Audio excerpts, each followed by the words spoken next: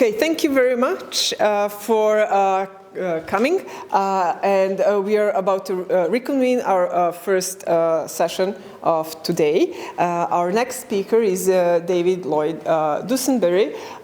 He's research fellow at the moment at the Danube Institute in Budapest, but as I just heard, he's going to Florida University this August, and he got teaching position there, so miracles do happen occasionally, and the floor is yours, David.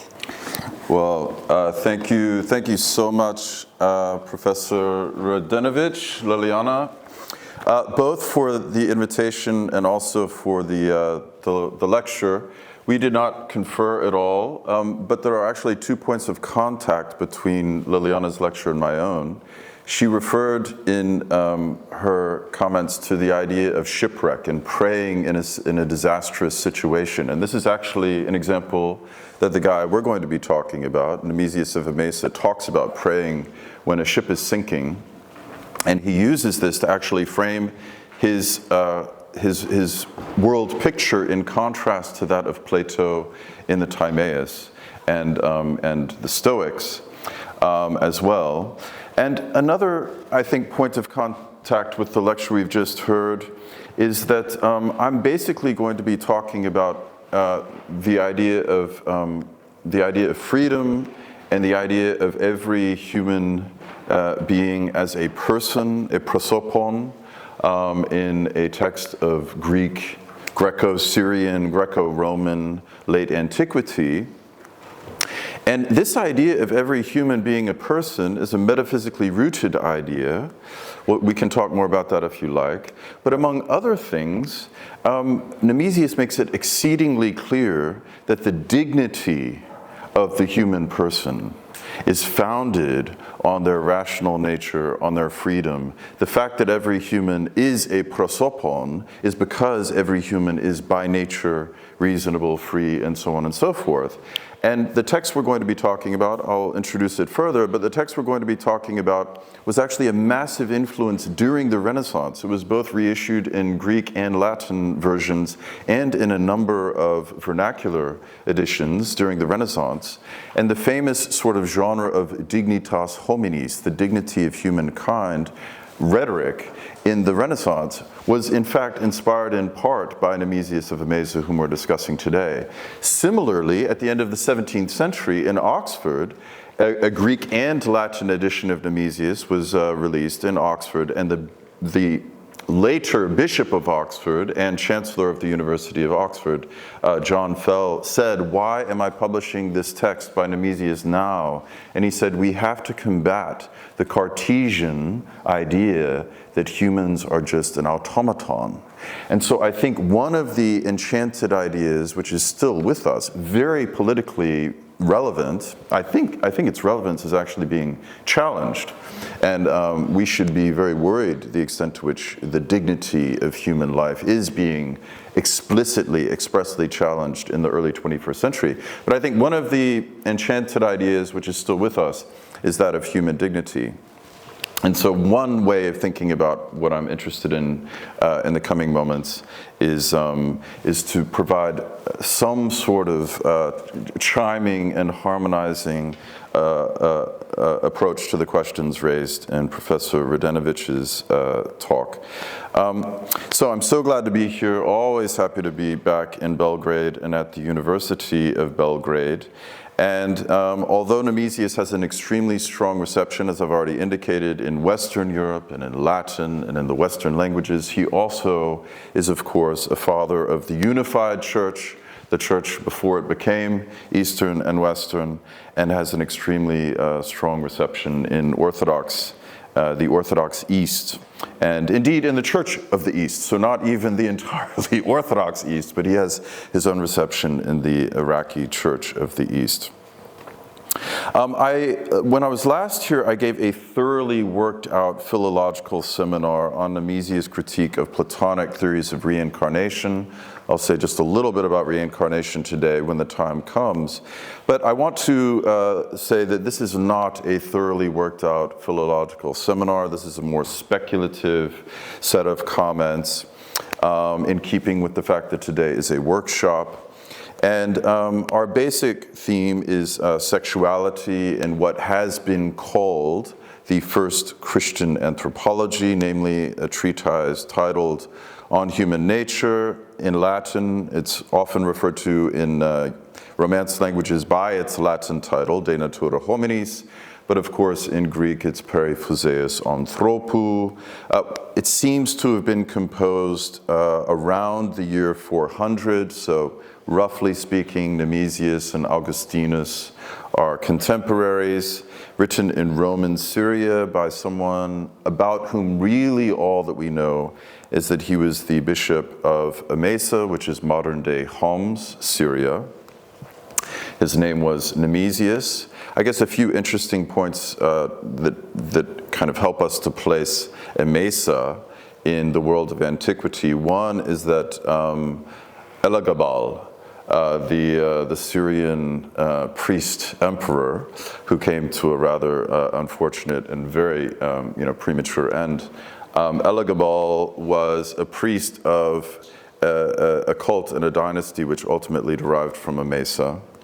And also Porphyry, the Porphyry of Calchas came from an Emesene line of priest kings.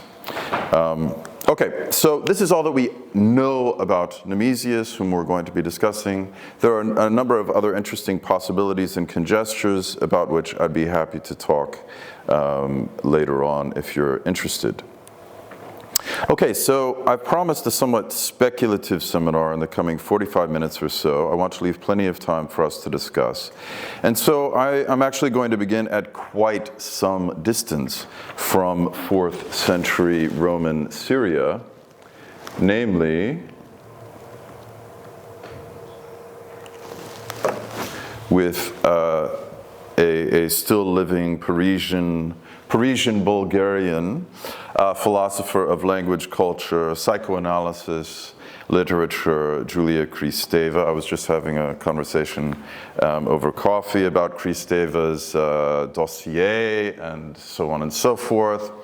But in a grand and rather vague sense, much of what I've been doing myself in the last several years, much of my writing, is inspired by this passage from Kristeva that we see on the screen, where she says, in contrast to Freud, now Kristeva herself is, broadly speaking, a sort of Freudian, and broadly speaking, interested in psychoanalysis. That makes it all the more interesting that here she contrasts herself with Freud in his famous book, The Future of an Illusion, 1927, and says that for her, in the text I'm quoting from, which is highly recommended, This Incredible Need to Believe, in its English edition published in 2009, but in contrast to Freud, Kristeva does not think that religion is just an illusion and a source of neurosis, and she thinks that the early 21st century is a time in which to recognize, without being afraid of frightening either the faithful or agnostics, that the history of Christianity prepared the world for humanism. So we see two claims here which are related but distinct. One has to do with religion as such, and this is where she distances herself from Freud. But actually Kristeva is not only interested in religion as such, she's basically interested in Christianity. And she points out in this book of lectures, which hopefully can be confirmed for us by a fellow countryman of hers, that the name Kristeva is actually related to the cross. So she self-consciously appropriates an ancestral connection to Christianity, which I suppose that gives rise to all sorts of Freudian questions which we need not pursue. Okay, but religion, or rather specifically the history of Christianity, has prepared the world for humanism. Okay, so In what way has Christianity prepared the world for humanism? Of course, an entire seminar course could be given to that claim, and this is just a very brief introduction to help frame my interest in the topic that we're going to be looking at in greater depth. But I think the quote on the screen helps us to begin to see what she means by this idea of Christian history preparing the world for humanism. And she makes two further claims here, specifically regarding Christianity. In the first screen that we slide that we just looked at, she's saying the time has come to say something new, to say something again about Christianity. And here she underscores that by saying, we have not done taking the measure of what she calls Christian difference. So there's something still to be done. This question, this task has a future. The time has come for it, and it has a future. But this phrase, Christian difference, which she sees as somehow threatening, somehow provocative, both to the faithful and to agnostics, and one could add perhaps to those of other faiths. But nevertheless, Christian difference seems to her to have given rise to a sequence or a set of innovations that we have not done taking the measure of. And basically, this idea is the one that inspires our conversation today. This quote, for instance, just for the record, I mean, it appears on one of the first pages and on the very last page of my last book, on the political life of Jesus. I think it's a very interesting formulation. And one thing that no one would dispute is that the first Christian anthropology, as I've already called Nemesius' text, and as Beatrice Motta and many other scholars call it, no one would dispute that this Christian text is full of borrowings from both pagan and Jewish sources. Now, I'm going to call Jewish sources Judean. We can discuss why that is. But Nemesius' text is full of both pagan and Judean sources, which is actually why scholarship on Nemesius for roughly the last century and a half has been largely determined by Quellenforschung, so source research. Scholars not asking what is Nemesius saying here and why is he saying it, but who is he using here and why is he using them? And one of the tasks I set myself in writing about Nemesius was to read him beyond the sort of horizon of Quellenforschung. But one thing that the Quellenforschung tradition has absolutely right is that Nemesius uses a great many sources. Both pagan and Judean. So there's much in the pages of Nemesius' first Christian anthropology which he would not want us to conceptualize as Christian difference. After all, his theme is not Christianity. His theme is certainly not about Christian difference, but rather what he calls human nature. And here he is, for those of us who might not know, his title is taken from a title that derives from the Hippocratic Circle. Maybe the text is not Hippocratic in the strictest sense, but the whole genre of human nature comes from the Hippocratic Medical Circle and is taken up in later centuries, among others, by Galen of Pergamum, who writes not one but two commentaries on Hippocrates. But one of the interesting things about Nemesius' place within the Hippocratic and Galenic tradition is that Hippocrates opens the entire anthropological tradition, the tradition of both medical and philosophical anthropology. He opens his text on human nature by saying, if you're interested, this gets back to the question of reductive optics. Hippocrates begins by saying, if you're interested in human nature beyond questions raised by medicine, this text is not for you. And what is fascinating about the first Christian anthropology is that while Nemesius of Emesa, the Bishop of Emesa, places himself within this grand intellectual tradition from which he both freely, inventively, and deeply borrows, nevertheless, he breaks with it in numerous ways. I've already referred to the fact with Shipwreck that he is a Platonist in the basic sense, but he breaks with Plato very radically, very straightforwardly in a number of different regards. And similarly, he writes within the anthropological genre, but concerns himself with all sorts of questions which take us far beyond the field of medicine, one of which is human freedom and its bearing on sexuality, which is what we're talking about today. Okay, but as we see on the screen, Nemesius is trying to define human nature, or rather human things qua human, katho anthropos. His concept of human nature I therefore call cosmopolitan, and then he writes something that's going to be very important to hold in mind. Things that are natural are the same for all. So if you're talking about human nature and things that are natural are the same for all, then therefore what you're talking about is something that is the same for all. And if you're talking about freedom, if you're talking about sexuality, you are at least seeking something, whether you find it or not, you're seeking something which is not determined by Christian difference, it's determined by nature, which is the same for all. We're going to be talking a little bit more about this.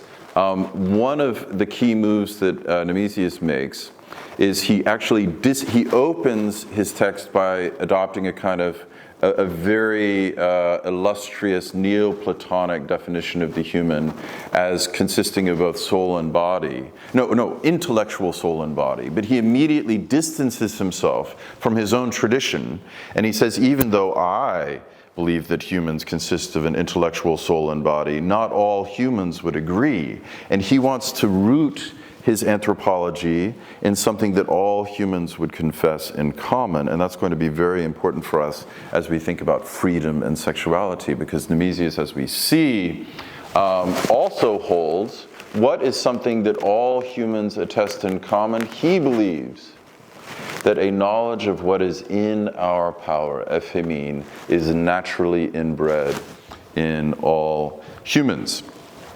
So the main point here is that Nemesius would perhaps dislike us reducing his main themes to any sort of Christian difference. Much that is most interesting about this early Christian text is its real or imagined indifference to Christian specificity, its unanxious reliance on non-Christian sources, again, both pagan and Judean, is actually quite remarkable within the patristic corpus, and this is well recognized by scholars of patrology. And its stated desire, Nemesius, this is relatively unique to my awareness in the patristic corpus.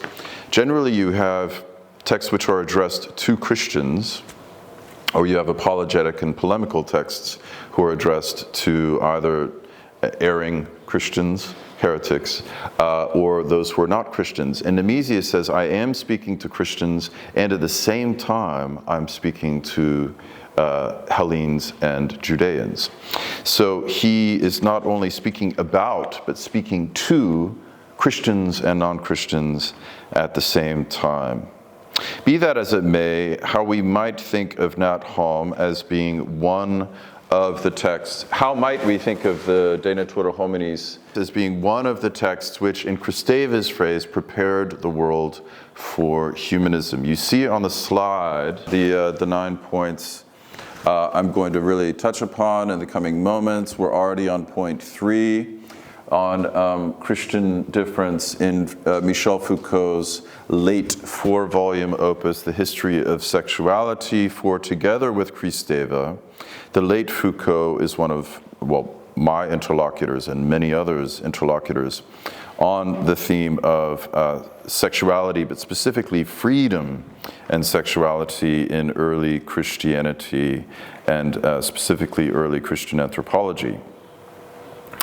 This might not be surprising. I mean, Foucault was friends with Peter Brown in Berkeley back in the day, and without Brown, Foucault would not have turned to the question of sexuality, but also without Foucault, a lot of other humanities scholars would not have taken up the question of sexuality. So in a sense, there's nothing surprising about my looking at Foucault, but what might surprise you is that I think that the whole of Foucault's 4-volume history of sexuality can be read as, among other things, a study of Christian difference, even though that phrase, to be sure, is Kristeva's and not his. This is an absolutely astonishing, to my mind, astonishing passage from the very first pages of the first volume of this massive 4-volume work by Michel Foucault, in which, well, let me begin by saying there is a long hiatus between volume 1 of Michel Foucault's History of Sexuality and the later volumes that follow it. He undergoes some sort of turn or kehra in the Heideggerian sense, and the later volumes of his history differ markedly from the first. This has to do with his meeting with Peter Braun and so on and so forth. Very well, all of this is important and relatively well known. And yet, Foucault's concern at the very end of the History of Sexuality, Volume 4, Confessions of the Flesh, is nevertheless adumbrated here for all of the difference and the long period of relative silence that separates Volumes 1 and Volumes 2 to 4. Nevertheless, we see something of his concern with Confessions of the Flesh here and Christian difference in the very first pages of the first volume of his immensely influential and I think very impressive work on modern sexuality as a discourse. This is his phrase, a discourse. Sexuality is a discourse in which the saying of sex becomes the revelation of truth. And Foucault is absolutely clear that this is something unique to what he calls our part of the world. He also says this at the beginning of Volume 1 of the History of Sexuality.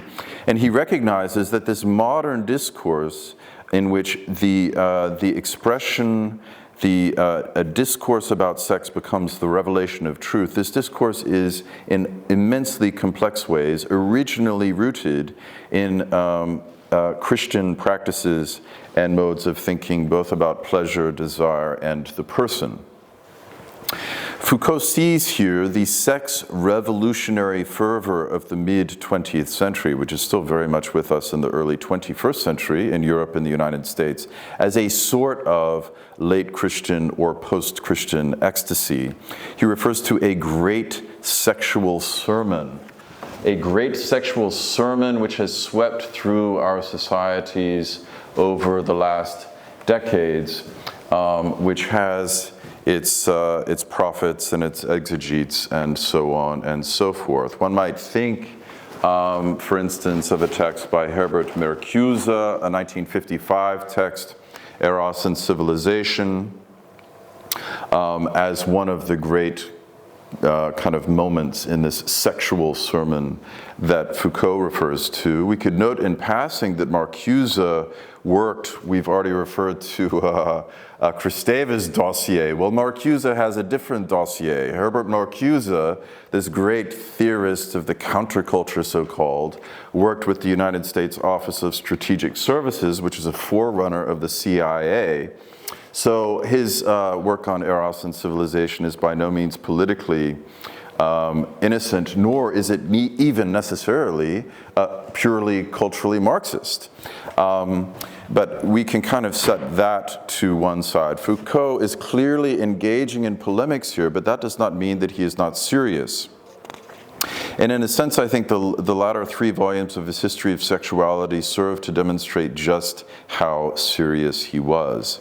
He asks, still in the first pages of Volume 1 of the History of Sexuality, how have we come to be a civilization so peculiar, Christian difference, so peculiar as to tell itself that through an abuse of power which has not ended, it has long sinned against sex. Now this is actually relevant to Marcuse because Foucault is questioning here the idea, an abuse of power which has not ended.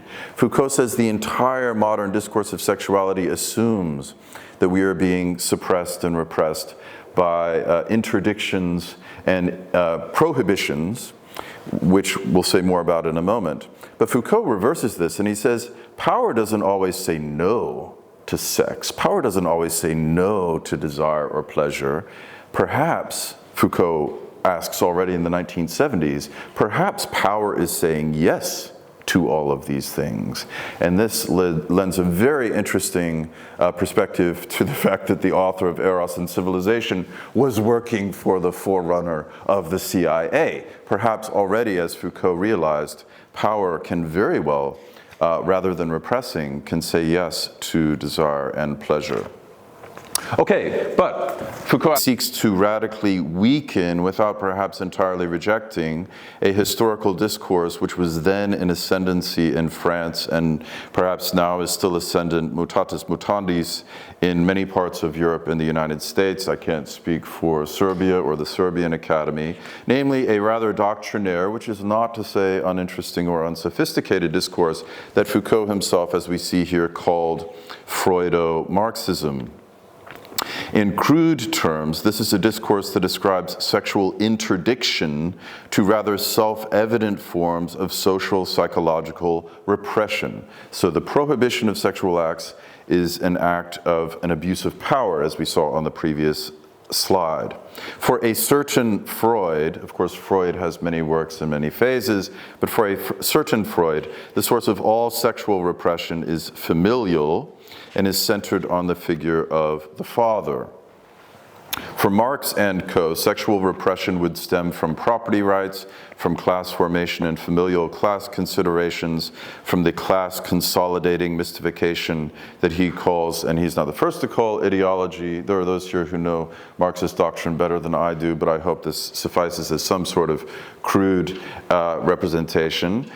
So again, very crudely, the Freudo-Marxism that Foucault evokes would seek the origins of all sexual interdiction in the phenomenon of prohibition, which comes from a certain abuse of power in the family, Freud's father, and then of course desires, perverse dealings with prohibition, characterized, emblematized by the figure of Oedipus.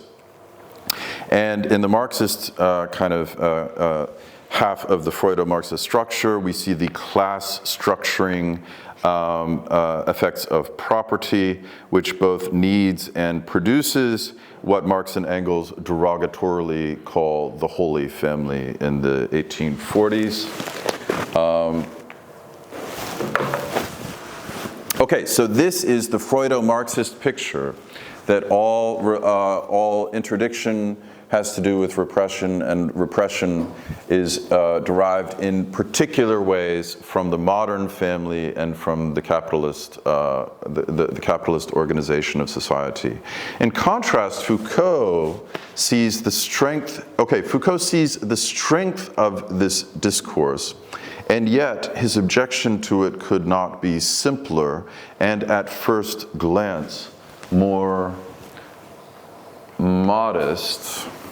A solemn historical and political guarantee protects Freudo-Marxism. So again, he's already saying in the 1970s, this countercultural discourse occupies a position of power. It is protected by power rather than challenging it. And he says sex and its effects are perhaps not so easily deciphered as the Freudo-Marxist picture I've just very crudely re-described for you. So on my reading of the history of sexuality, it is a 4-volume rebuke to and rebuttal of mid-century Freudo-Marxism and a colossal demonstration of this hesitant and easily overlooked phrase, sex and its effects are perhaps not so easily deciphered.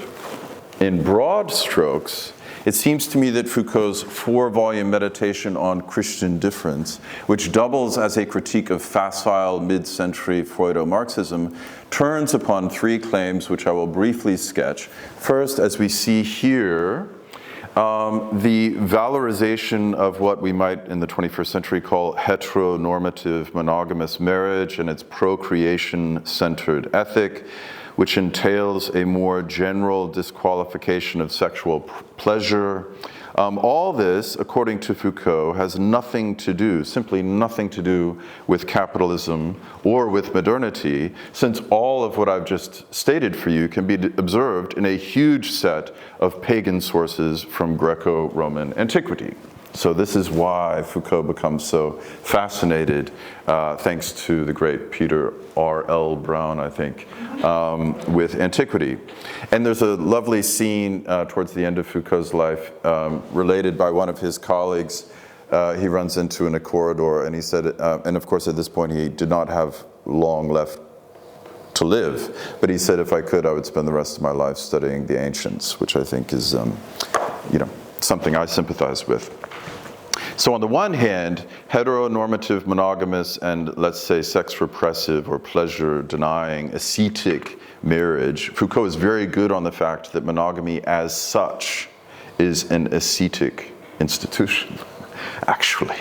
And we can talk more about that. But on the one hand, this has nothing to do with the modern family, the holy, das Heilige, the holy family of the 1840s Germany, or with capitalism. Second, as we see here, this repressive so-called regime is not only unrelated to capitalism, it's also unaffected by Christianity. So another very popular narrative would be that basically love was free and pleasure was enthroned until Christianity came and cast its dark shadow on the sort of hedonic innocence and jouissance of the Greco-Roman world.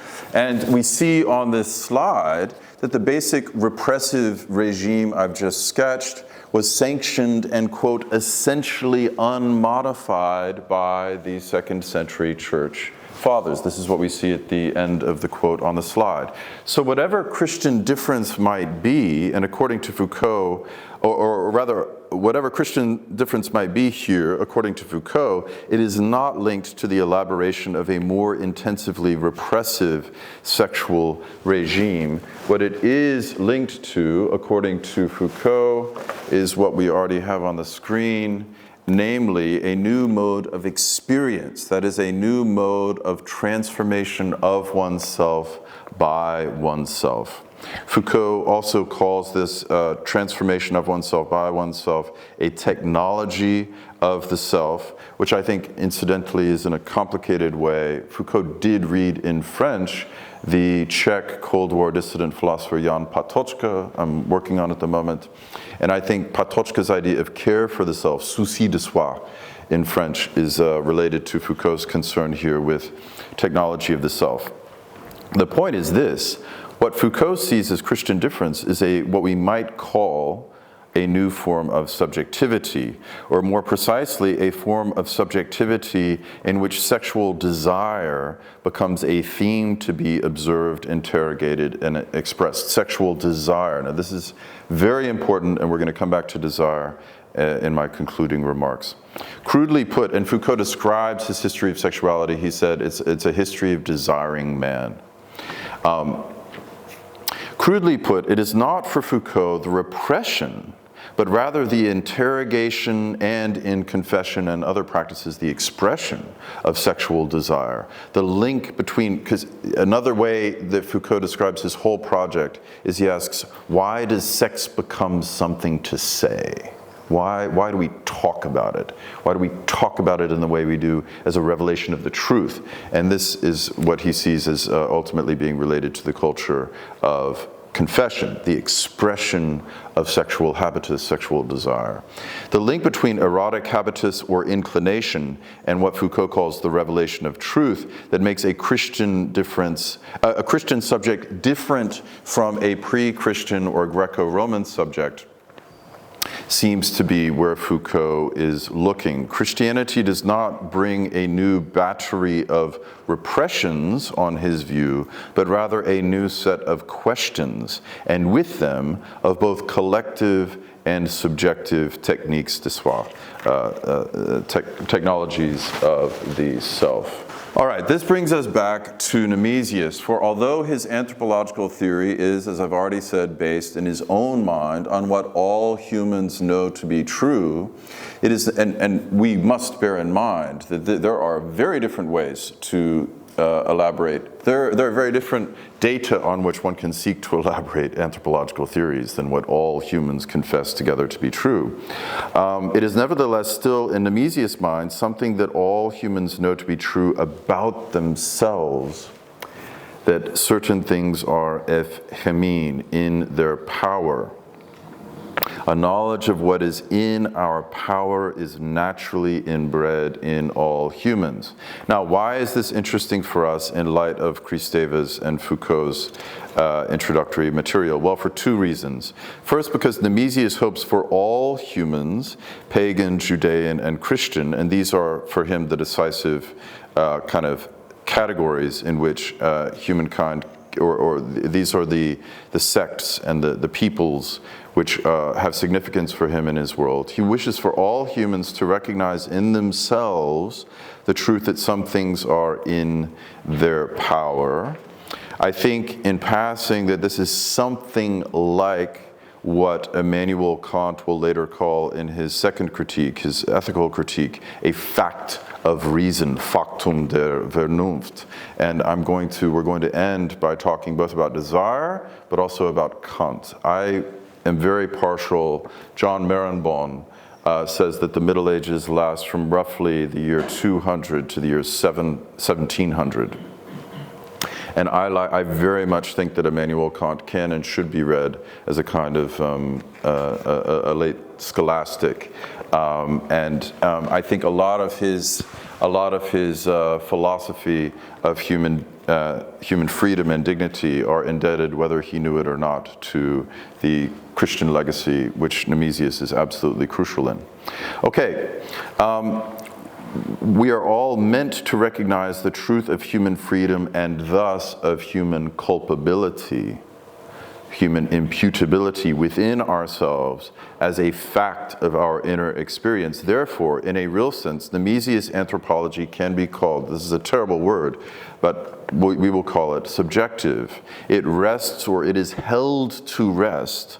Its persuasiveness turns on a datum of consciousness, of inner experience, which Nemesius says is, quote, confessed by all humans in common. Some things, at least, are within our power.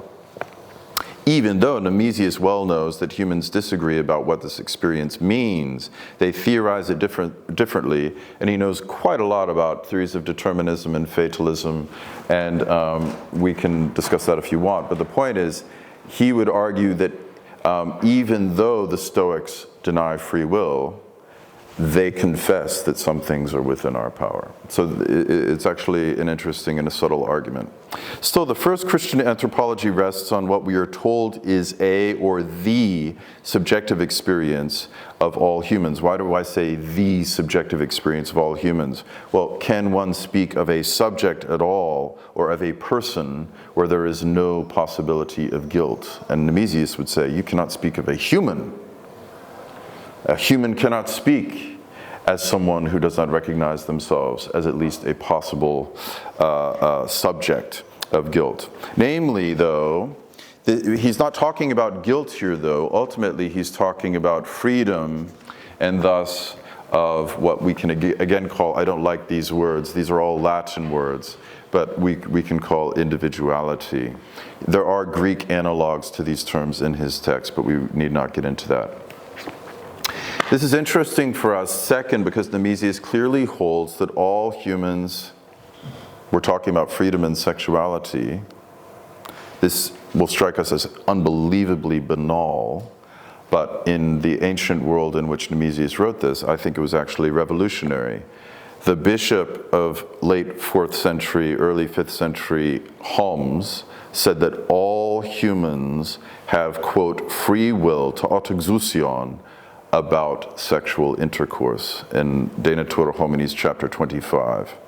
This is, of course, the theme of our seminar today, for there can be no, for instance, there can be no consent without free will any more than there can be a subject, as I've just argued, without freedom, and thus without at least the possibility of culpability.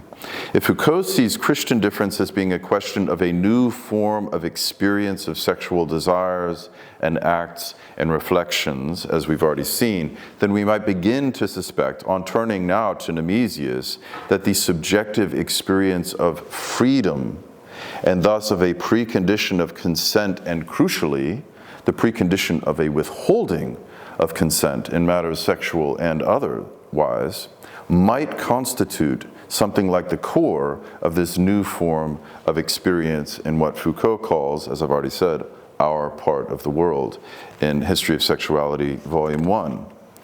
What might we begin to hypothesize? Not repression, but freedom, according to the late Foucault, might mark the origins of Christian sexuality, quote unquote.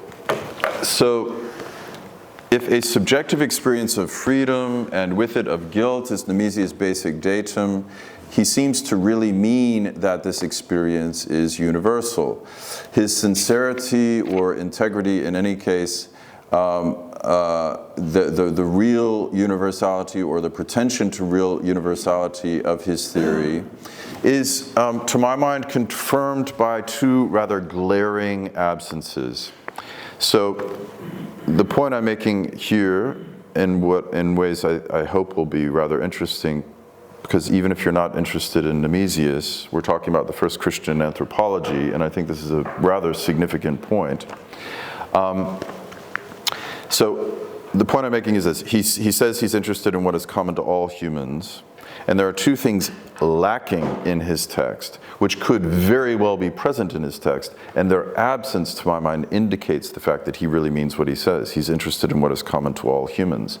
The first is that there is a near total absence of ethnographic material in the first Christian anthropology. And there's no mention, for instance, of barbarians, which is a very significant word in the history of, broadly speaking, Hellenistic intellectual culture, one that we find even in the Pauline epistles. Although, of course, Paul does not believe that being a barbarian is any hindrance to becoming a Christian. Now, the ethnographic literature in Nemesius' day was actually a very well-established genre, and Richard Stoneman has argued in an excellent recent book, The Greek Experience of India, that it is a genre born out of Alexander's lightning bolt conquests, which stretched all the way to India. So the point is, Nemesius was heir to a rich ethnographic literature, which he could have drawn upon if this interested him. And thus its absence is, I think, telling. There is also not much in Nemesius' treatise about women. And treatises on women were also, both medical and otherwise, medical and economical, having to do with like the government of the home, which Foucault talks about rather ably in Volume 2 of his History of Sexuality. Discourse about women was also well established by the time Nemesius comes to write his text. And there are, of course, great texts by church fathers on virginity and modesty and all sorts of other questions about which much could be said. But the point is, church fathers themselves talk quite a lot about women. And it is interesting to me that Nemesius does not. There is not much in Nemesius' treatise about women, but his silence here, as above on race, he actually talks about difference in skin tones in a rather interesting passage. And what is fascinating about that passage is how he immediately passes beyond the question of racial difference, visible racial difference, to talk about the differences of human character within human communities, but we need not get into that. But I think that the lack of material on women might have a positive meaning, as we see on the screen, even in Nemesius' brief sketch of human physiology, with particular reference to the generative organs. What the philosopher stresses here is a parity and a similarity of the sexes rather than a difference. So I find this a really fascinating passage. Nemesius describes what he calls the organs of the seminal power. The seminal power is not distinct to the male. Males and females are both bearers of the seminal power. It is the organs of the seminal power which differ in human males and females, but there's a morphological parity which Nemesius observes.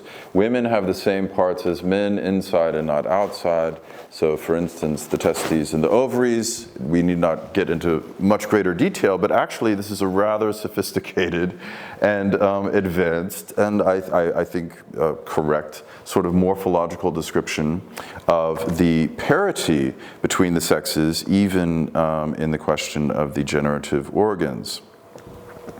We might infer that there is little on differences of race and sex in Nemesius' treatise, precisely because he really means what we've already read, that things that are natural are the same for all, and his theme is human nature.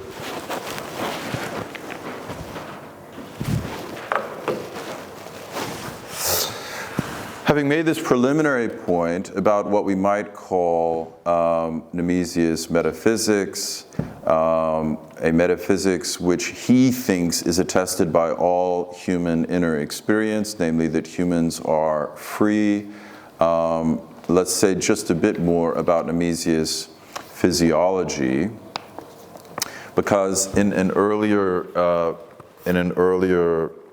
delivery of this set of notes, I focused on the question of the physiology of consent, the physiology of consent.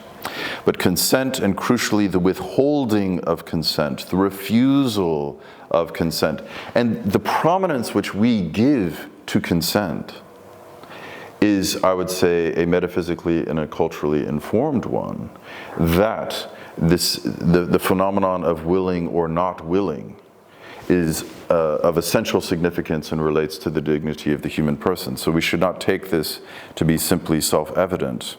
And the giving and the refusing of consent are connected, for Nemesius at least, with this originary datum of human nature, namely human freedom. Freedom is inconceivable for Nemesius, at least without reason.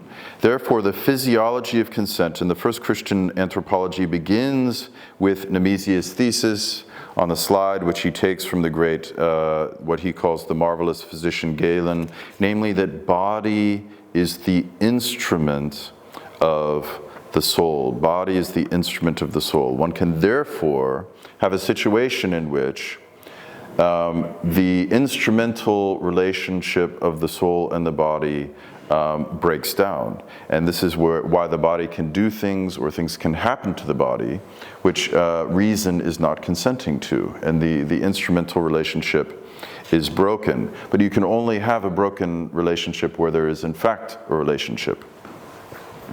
This is not only true of the human body.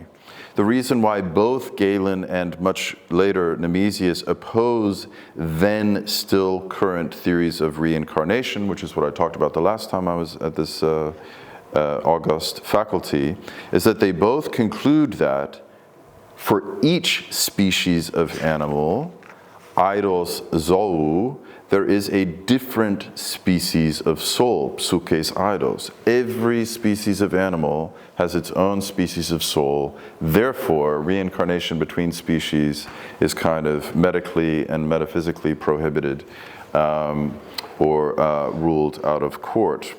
Body, therefore, is not just the instrument of soul for humans, but rather the body of every species is fitted as an instrument to its own soul species. And the soul species of humans, all humans, is rational, therefore free, therefore capable of consenting, or crucially, of refusing to consent. The rational soul makes use of and is united with the whole human body. But Nemesius' description of brain physiology, and on Human Nature chapter 13, is especially noteworthy, as is what some modern scholars, early modern scholars in fact, early modern patrologists argued that the first description of the circulation of the blood was not made in 1628 by William Harvey in his text De Motu Cordis, Soon after William Harvey published the first modern description of the circulation of the blood, patrologists in France were saying, no, Nemesius was talking about this in De Natura Hominis. What we see here with his brain physiology, courtesy of a pair of drawings by Leonardo da Vinci. Da Vinci is still heir to a tripartite physiology of both the brain and of cognition, which is described for the first time on documentary record by Nemesius of Emesa. Nemesius' topology of the brain argues that present sensations occur in the first ventricle of the cerebrum. Thought, cognition in the strictest sense, is actual. Discursive thought is actualized in the core and the second ventricle of the organ. Past sensations are housed in the third ventricle of the cerebrum in the back of the cranial cavity. The brain is, for Nemesius, a trebly articulated structure ordered into a sequence of three both spatial and temporal ventricles. So I've just said these ventricles are arranged in spatial order according to Nemesius, and they each have a particular connection to a temporal modality. So there are both spatial and temporal structures which channel the soul's cognition. These, according to Nemesius, are the instruments that the human soul uses, and only the human soul would have an instrument of thought in the proper sense, because only the human soul is rational. Further, as Nemesius recognizes, due to an intriguing case study he takes from Galen, which we can talk about if you want, when one or more, this is the point, Nemesius is perfectly aware that when one or more of the brain's ventricles are injured or malformed or disturbed by either humoral imbalances or intoxication, so on and so forth, cognition is disordered, and therefore, depending on the nature of the disorder, human culpability is complicated or even obliterated. So Galen has this case study where he talks about someone who is clearly mentally disturbed, who actually kills someone, but is not held by Galen or by Nemesius to be culpable, even though they, for no obvious reason, and before many witnesses, killed an innocent worker. That is the nature of the case study. There is then what we might call a specific physiology of the rational soul, unique to humans in the human brain, which Nemesius is perfectly aware is subject to either injury or disorder. But let's return to the chapter of On Human Nature we've already looked at, to note that the experience of will vis-a-vis sexual matters is by no means clear or simple. Remember that all that is natural is the same for all. We read on this slide that one of the things that is natural, and thus, according to the line I've just read to you, the same for all, male and female, Christian and non-Christian, Roman and non-Roman, is this, quote, the desire for sexual intercourse, which means, therefore, the desire that all have for sexual intercourse, is one that can draw us towards acts when we are unwilling. In other words, Nemesius believes that all can be tempted. They can be tempted to do something that they choose not to do. But he says here on the screen that the act is incontestably up to us and ephemein. The act is in our power. And he argues, as I've said numerous times, that all humans have a natural knowledge that some things are up to us. And Nemesius is saying one of the things that is incontestably up to us, and the knowledge that it is incontestably up to us, is that the sexual act is. When we recall that a knowledge of what is in our power is naturally inbred in all humans, and then that the act of sexual intercourse, unlike that of sexual desire, is incontestably in our power, we might justifiably conclude that Nemesius holds that all humans experience a difference between the desire which is not subject to consent, and thus not subject to reason, and acts of love which are are subject to consent and therefore are subject to reason. Here in the first Christian anthropology, we see adumbrated a differentiated experience of sexual desire and act, which is not only theorized but posited as a universal datum of conscious human experience. Freedom in the matter of sexual desire is not subject to our wills. The bishop knows this very well, but freedom in the matter of sexual acts is. Here, there can be, for Nemesius, no meaningful distinctions between sexual acts as performed by Romans and non-Romans, Christians, non-Christians, men or women. Sexual acts are experienced as willed by the agent, the agens, and as either willed or unwilled by the patient, the patiens, the less active partner. He discusses some of these distinctions in his text, in fact. This experience of will is different from the experience of desire for both humans who are involved, whether they are free or slaves, male or female, is not relevant according to Nemesius. That is to say, one can desire without willing, or conversely, and in certain circumstances, one can will without desiring. This talk of agents and patients brings us to what is, to my mind, the most significant contribution that Nemesius makes to preparing the world for humanism, getting back to Christeva. And it has two stages. First, Nemesius defines a person, prosopon, as the agent or patient of an act. In other words, a person is one who can will to act. Animals can desire. We've been talking about the difference between will and desire, specifically with regard to sexual acts. Nemesius knows very well, desire and what he calls thumos, spirit, these are things that we share with animals. But Nemesius believes that only humans act. So a person, a prosopon, is one who can will to act or to act with, and one who can suffer actions precisely because against their will they are acted upon or acted against. To suffer here becomes not simply a question of desire or even a question of pain and pleasure. One can suffer in a metaphysical sense, according to Nemesius, even where there may be desire and even where there may be pleasure. This is absolutely fundamental to Augustine's famous and rightly lauded argument regarding the innocence of Lucretia and the innocence of victims of sexual molestation and attack, is that even where there might be pleasure, nevertheless, where there is no consent, there is absolute purity of the one who is suffering the assault. So Nemesius clearly asserts that all humans are by nature persons. This is what we see on the current slide. And he also holds that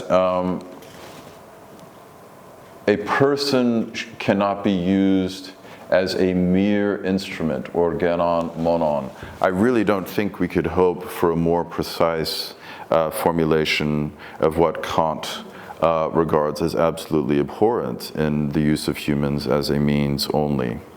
What does all this mean? And I hope if nothing else is clear, I hope it's clear that there's a lot more that could be said about all this stuff, but I'm just kind of pointing at certain indications in passing. What does all this mean? I believe that several conclusions can be drawn, but I'm just going to point to one, which offer hints at least of what we might call Christian difference, or some sort of Christian difference vis-a-vis the experience of desire and act in the formation of early Christian subjectivity as represented by an otherwise very obscure but impressive Bishop of Emesa, despite, or rather precisely because Nemesius holds that the body is the instrument of the soul.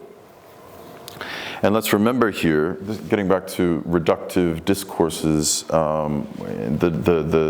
the conscious denial of final causality in modern discourse about physiology, but there is an unconscious affirmation of final causes because what we call still today bodily organs, such as the kidney, such as the heart, an organon is an instrument, right? So the whole body is the instrument of a soul, Greek organon according to Nemesius, and precisely because the body is an instrument, but the body is an instrument of a rational soul, a free soul, a soul that knows itself to be free.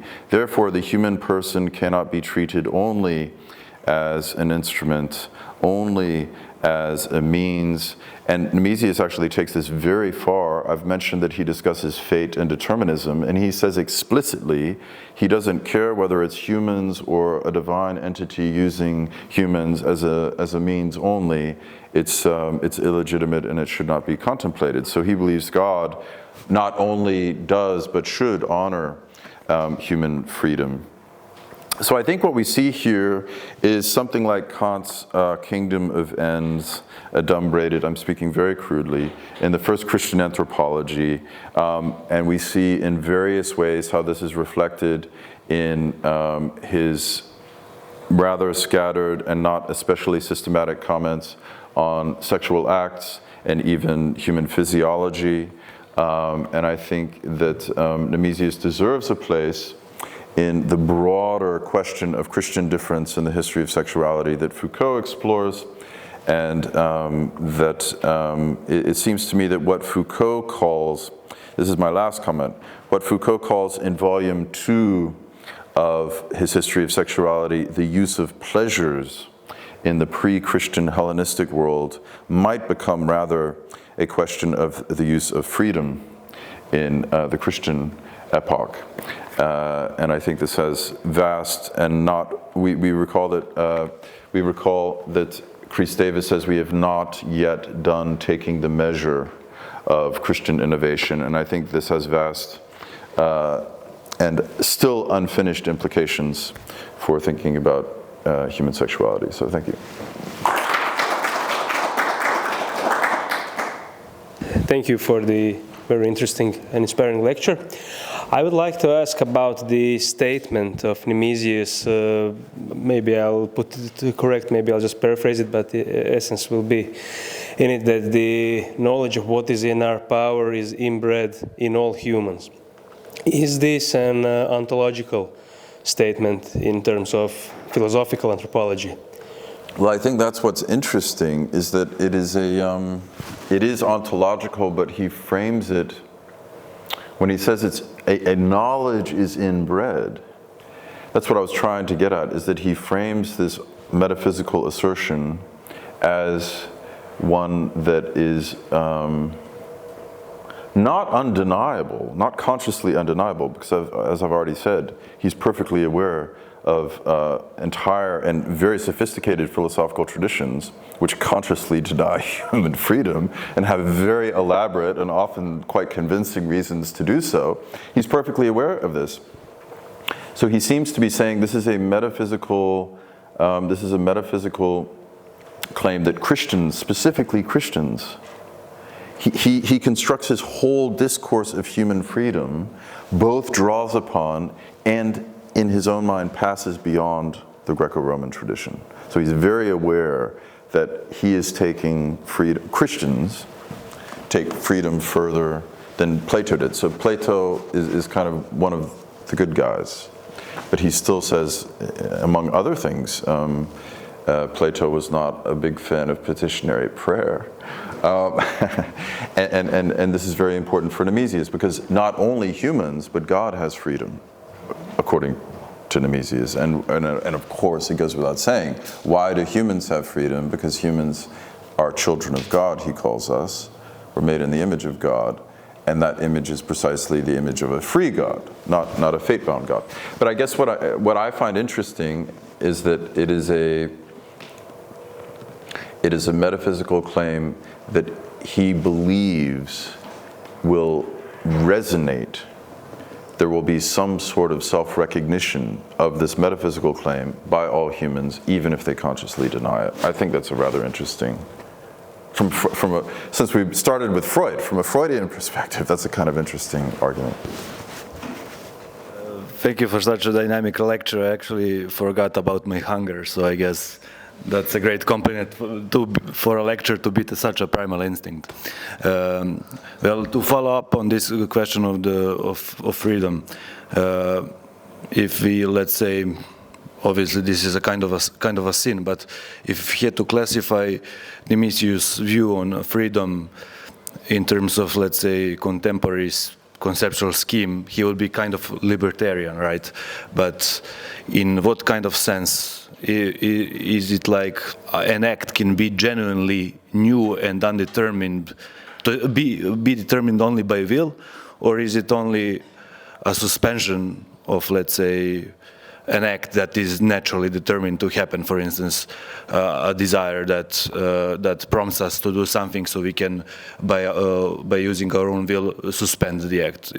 This is kind of a softer, let's say, softer kind of libertarianism, if you know what I'm saying. The prosopon, as the agent or patient of an act, is one who, the action would be determined by the rational soul.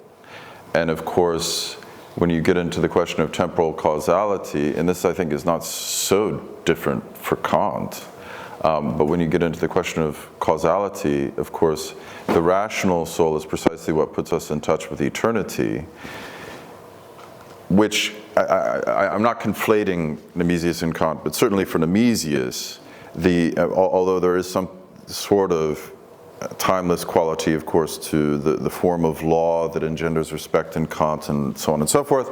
But getting back to kind of, the intervention of eternity and time, which was the background question of Liliana's lecture, if I didn't misunderstand it. I mean, in a sense, Nemesius would say there is a certain sense in which whenever a human freely acts, or because to be the agent or the patient of an act, as I tried to say at the very end, that means one can, in one's rational capacity, one can either initiate an act or be subjected to things in the natural order of the world which one rejects, which one says, I refuse this.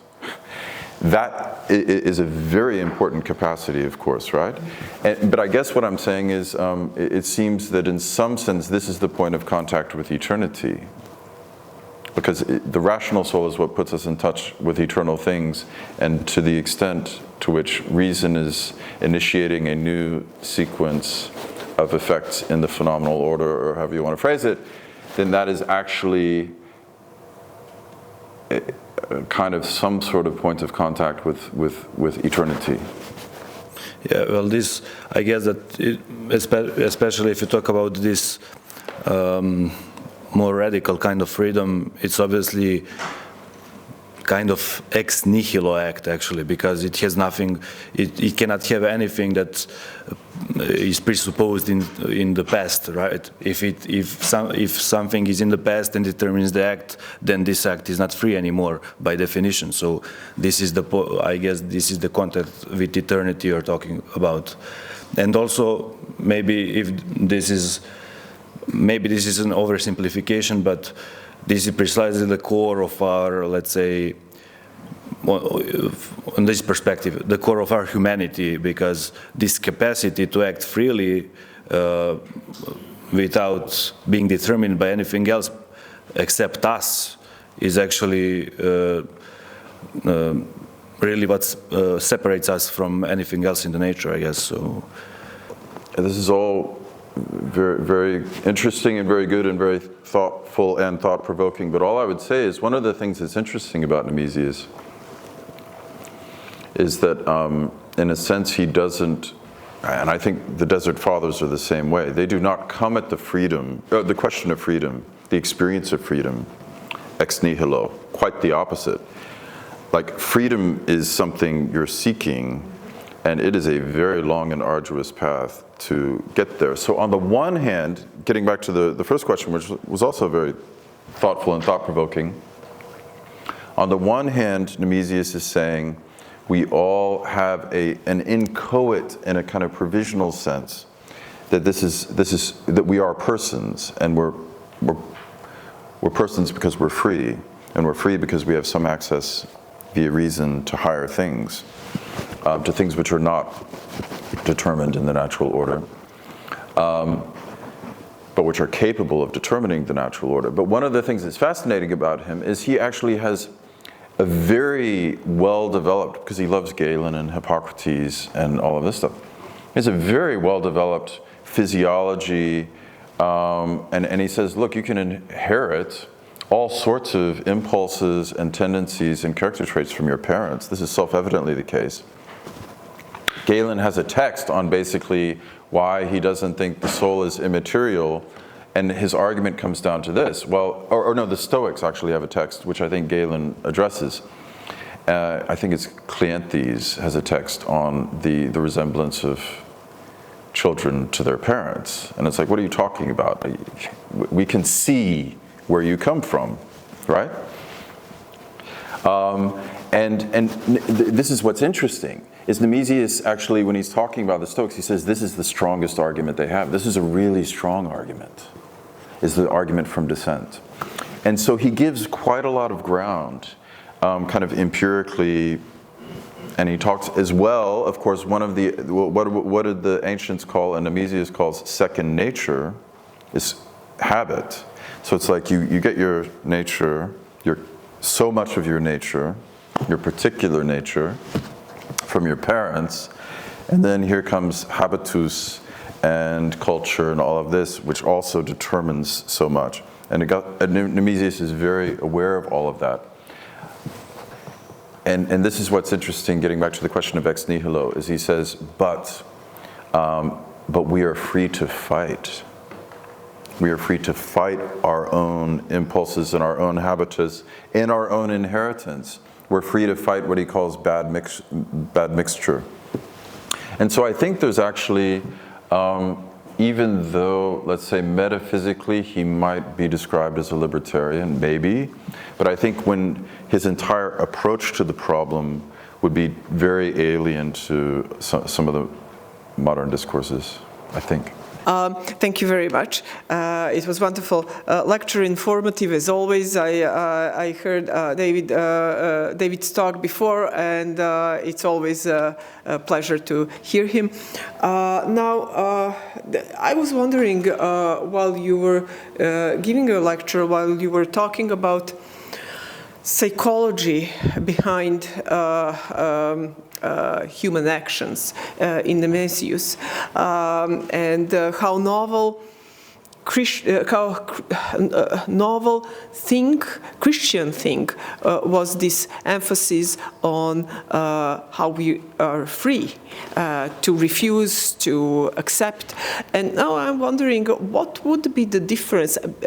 How would you phrase or capture the difference between what Aristotle was saying, or Plato even, because when they were talking about the soul, they said, well, tripartite soul is there, right? We have this vegetative soul, and then the animal part of the soul where desires are, and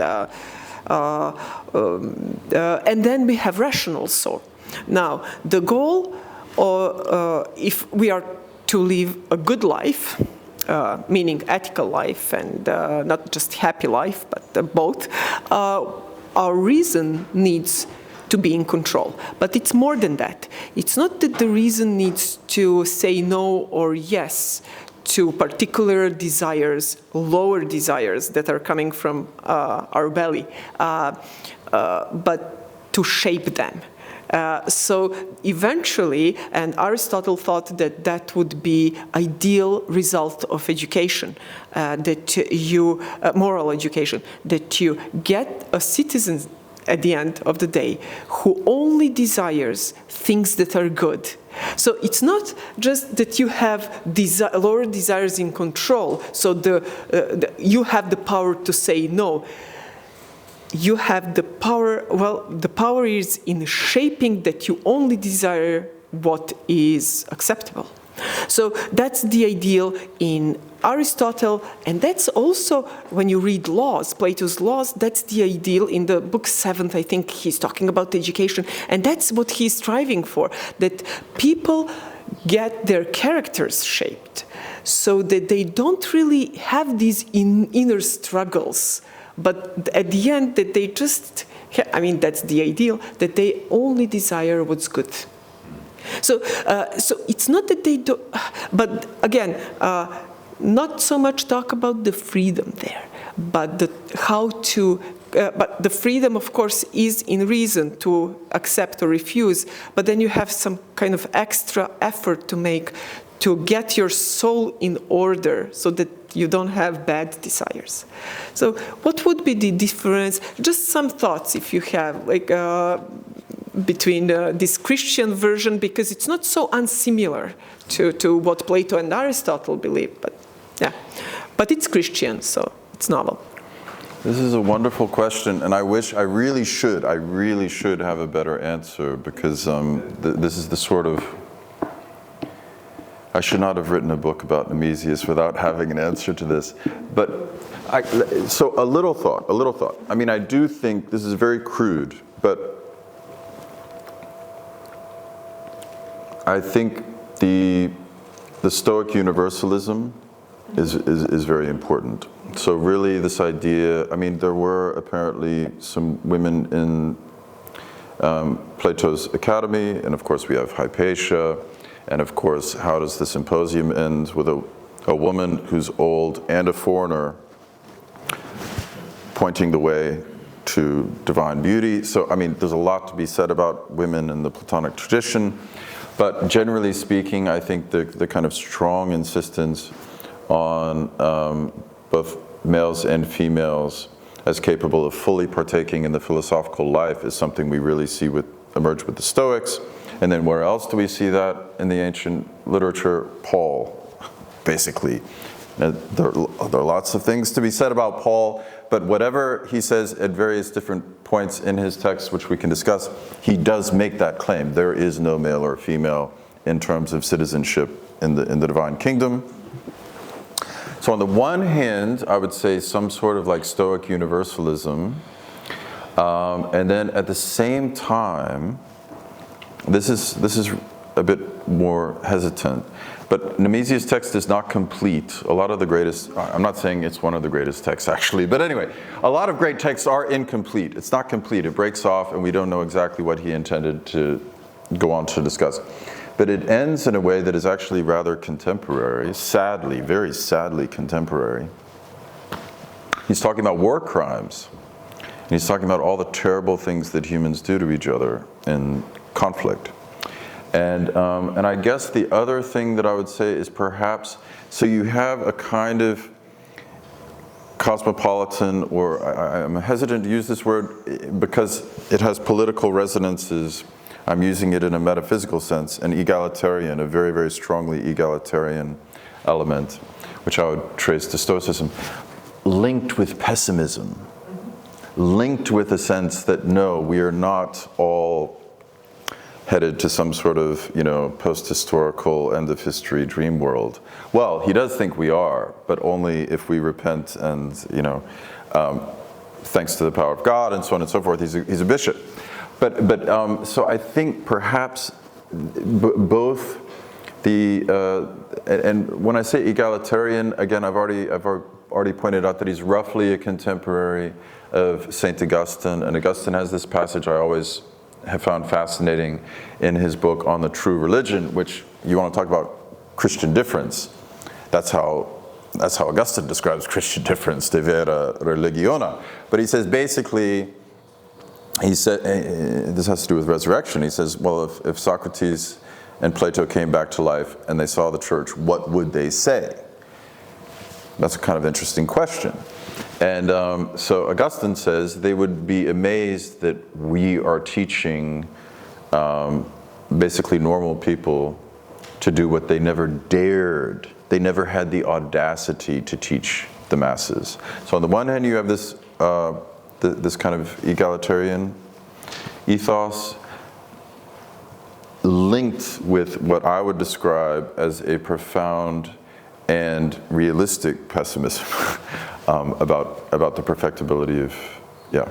Yeah, wonderful. Yeah, thank you. I agree. And the major difference between Plato and Aristotle and early Christian philosophers, church fathers, desert fathers, would be that, Cicero goes with Plato and Aristotle. So they all thought that we could somehow rely on reason and make the ideal society, ideal citizen, ideal human being who would live this good, morally and otherwise good life, like a happy life. And all of the Christians said, well, we can struggle with the grace of God, but not in this world for all of that. So we have to struggle, we have to entertain this ability of ours, this freedom of ours to do the right things and refuse to do the bad things and fight the demons attacking us all the time. But not in this world, this will be complete. So the peace can be achieved only sometimes among some monks, but... I realize you mentioned demons apropos of the Desert Fathers, but one of the interesting things about Nemesius, of course, he's a bishop in Syria, and what is Syria famous for, among other things? You know, we've got some stylites, we've got some pretty serious wonder workers in Syria, so he certainly was not a disenchanted thinker. But this reminds me of the letter of John and yes, where they link very, very kind of level-headed veterinary practice to the sprinkling of holy water. And Nemesius has basically nothing to say about angels and demons. And getting back to my earlier comment, we're not only for him struggling against demons, but he actually says in the passage I was referencing, he says we can fight our bad mixtures, our diskrasias. And medicine is actually in the picture for him in kind of trying to order human life well and even to get in control of our urges and so on and so forth. So I would say it's quite a kind of circumspect and medically, physiologically sophisticated but not closed picture of, yeah.